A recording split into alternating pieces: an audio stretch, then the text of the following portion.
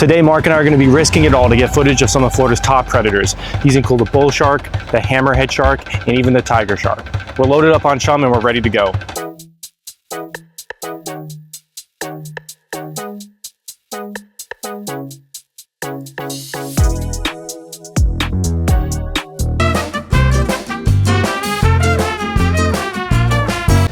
Okay, we got the kayak set up. We're ready to launch. Let's hope there's tons of sharks in the water today.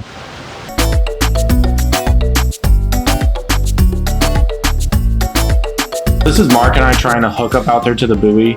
I got that chum, and so here I am trying to drop it into the water, but it wasn't fully defrosted. So the plan was to basically let it defrost a bit, and then we just put it into the water in that bag, and then hopefully it would attract some stuff.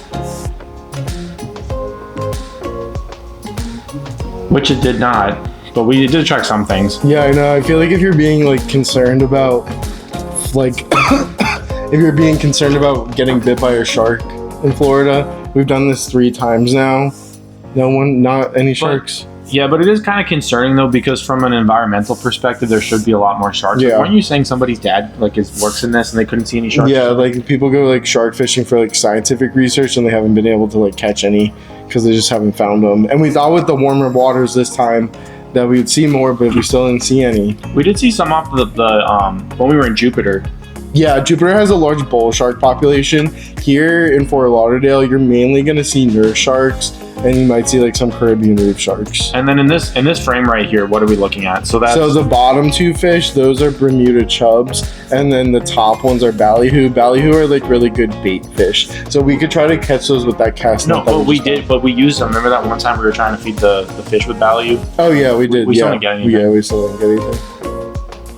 Yeah, there was a lot of them. Once we dropped the bait in the water, then we immediately, all of them started coming.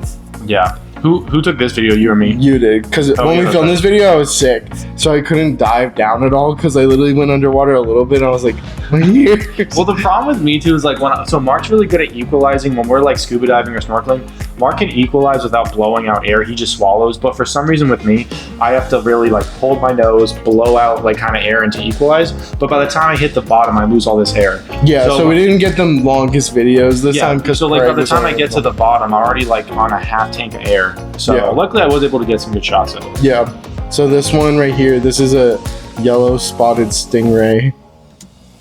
They're pretty cool. I like their pattern. You're the 3 main stingrays, and we're going to show you stingrays later in this video that we saw. The 3 main ones you're going to see here are the yellow spotted, a southern stingray, and an Atlantic stingray. Those are the 3 most common, and then eagle rays. You like stingrays, Craig? Yeah. Technically, stingrays are elasmobranchs, which are in the shark family, even though we didn't see any sharks. Yeah, that was a good video. Yeah, it was pretty good. I'm scrambling away. These are the Bermuda chubs again. These are always near the chum. They love just picking at it. Yeah. And whenever we jump it in, all of the Bermuda chubs show up, and I'm like, oh, a shark's gonna come now, and then nothing comes. This is Craig diving down again. Some coral. Was there anything under there? I think I saw something under there, so that's why I tried. That's some good video work, Craig. I tried to see something, but I think by the time I got there, it had swum under, and I was already out of breath. Oh. So yeah. And there I am shooting to the top. These are like little yellow canary wrasses. They're pretty cute. There's a lot of those on the reef. They're really colorful. And that's a soft coral, a gorgonian. Look at these little wrasse. Yeah. Oh, and then there's more wrasse, different types. That is an inappropriate name fish though. And then the yellow ones. What's your favorite fish to see on the reef, Craig? I like seeing it's not a fish. I like seeing sea turtles. But then I like the squirrel fish. Oh, yeah. We got to show a video of that. We got to get one of those. Yeah. You could probably like edit that in. That'd be cool. Yeah. To get one of those so they could see. Yeah, but then that's the thing though, is that, and then there's more of those. But that's the thing, is once I get to the bottom, I get a couple seconds, but then I'm like running out of air. Yeah. And then when we go out there, we like tie to the mooring buoys.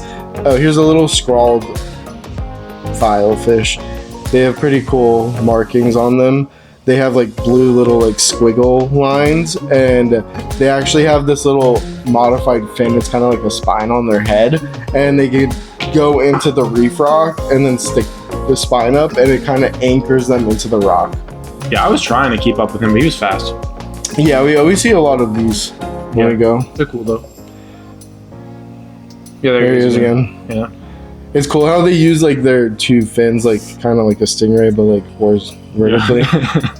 Yeah, that is kind of funny. They don't really use like their like caudal fin to like swim like a normal fish.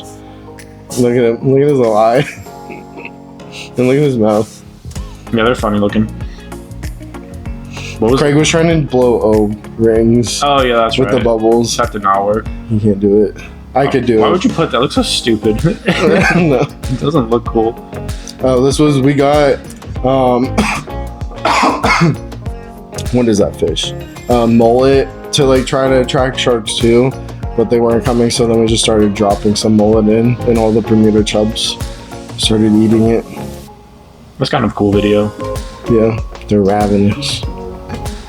And there's a tarpon. Oh yeah. Then we started, so we were like, okay, we don't see any sharks, so let's go back in. So sometimes around the pier in that area where we were going and kayaking, there's more fish, so we swam towards the pier, and then we started seeing tarpon. In the Keys, we always feed like tarpon, so I thought that the tarpon might want a mullet, but it actually didn't. It just swam away. Mark's acting like this happened very easily. Mark was sick the whole time, so like I was tired from paddling out there. Mark was hanging onto the back of the kayak I was paddling out there. Yeah. And it's so hard. Like kayaking in itself is difficult in the ocean, but when you have somebody dragging on the back, I feel like I was paddling full speed and then we wouldn't go anywhere. Yeah, but on the way back, I just swam in. But the current was also really strong that day. Yeah. So this is like one of the pier pilings, and there's a lot of fish next to the pier piling, which is cool to see.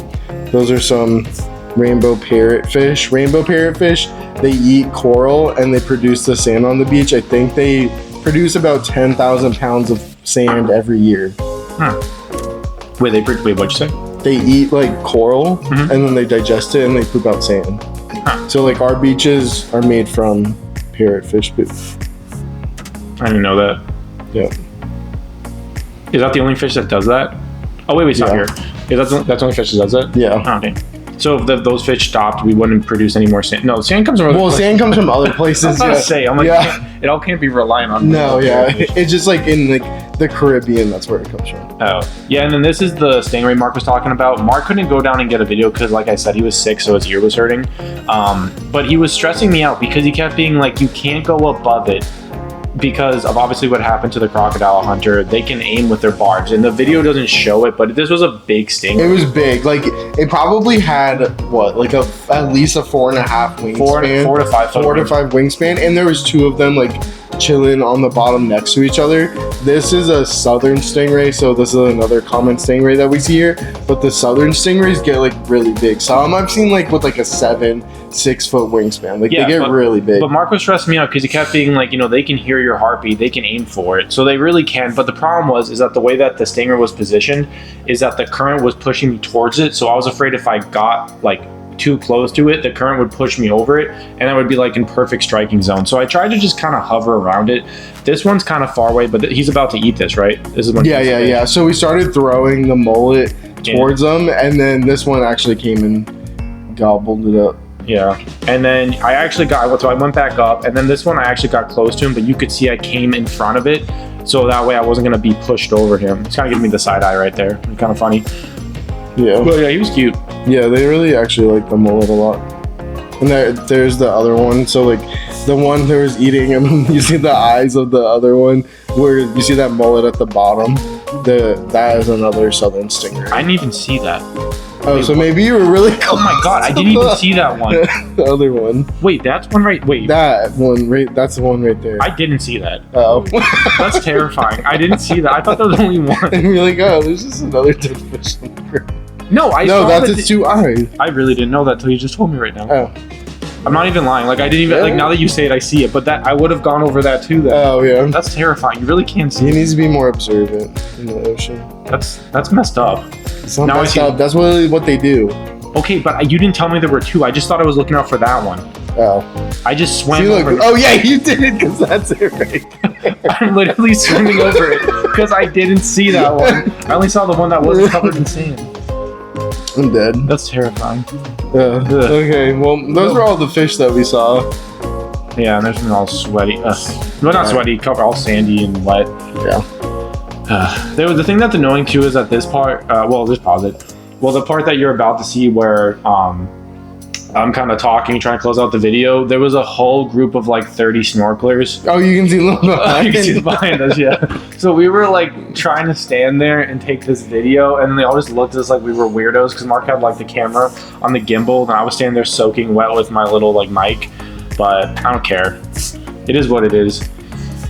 Yep. Yeah. But thank you guys again for watching, and then we're gonna do this again. I kind of like the reaction videos, so that way, like, instead of you just seeing videos of fish, we can actually tell you what's going on as we're doing these things. So yeah, I think we should do like a scuba video and like just scuba dive and like react to the video. No, and just talk about it. Yeah, That's what I'm saying, because it makes it more entertaining, you know, for everybody. Yeah.